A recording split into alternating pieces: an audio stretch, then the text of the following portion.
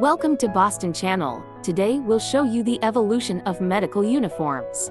As the Black Death raged in Europe, doctors covered their mouths and noses with cotton and burlap to reduce the risk of contagion.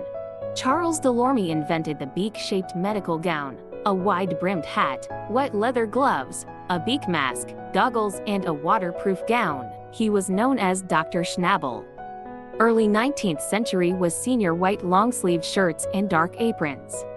Due to the spread of bacteriological theories and the concept of sterilization in the Middle and Late periods, Ernst von Bergmann of Germany designed the white coat to help doctors quickly detect stains and clean them up.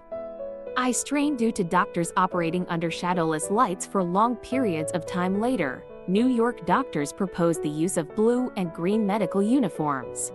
Medical uniforms combine comfort, functionality, and style. At the same time, medical uniforms in treating patients involve humanistic care,